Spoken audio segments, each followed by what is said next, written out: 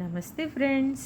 ఈరోజు మనం బ్రేక్ఫాస్ట్లోకి ఎంతో ఈజీగా మరియు టేస్టీగా ఉండే టొమాటో చట్నీ చేసేసుకుందామా? అయితే పదండి. ఒక ప్యాన్లో టొమాటోలని ముక్కలుగా కట్ చేసుకొని అందులోనే పచ్చిమిర్చి కూడా వేసి స్టవ్ మీద పెట్టి దానిలో ఫ్రెష్గా తీసుకున్న పుదీనా ఆకులు, కరివేపాకు ఆకులు కూడా వేసి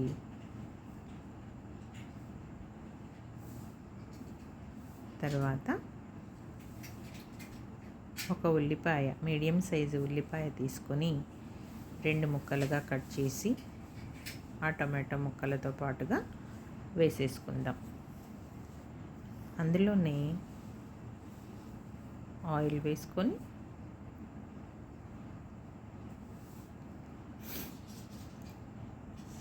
వేసుకొని కొద్దిగా జీలకర్ర కూడా వేసి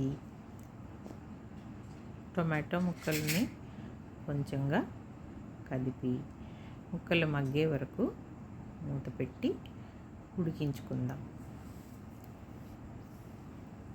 ఈ టొమాటో ముక్కలు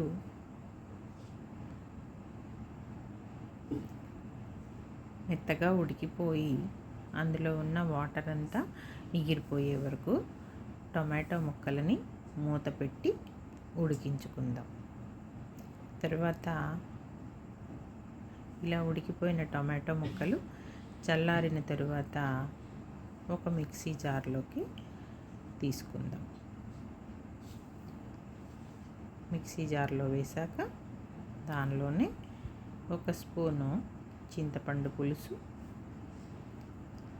4 వెల్లుల్లి రెబ్బలు, కొద్దిగా సాల్ట్ వేసుకుని మెత్తగా బ్లెండ్ చేసుకుందాం.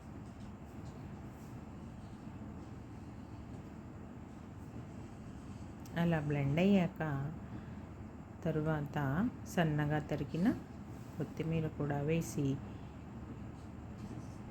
మరో 1/2 నిమిషం పాటు బ్లెండర్ చేసుకుని రెడీ అయిన చట్నీని సర్వింగ్ బౌల్లోకి తీసేసుకుందాం.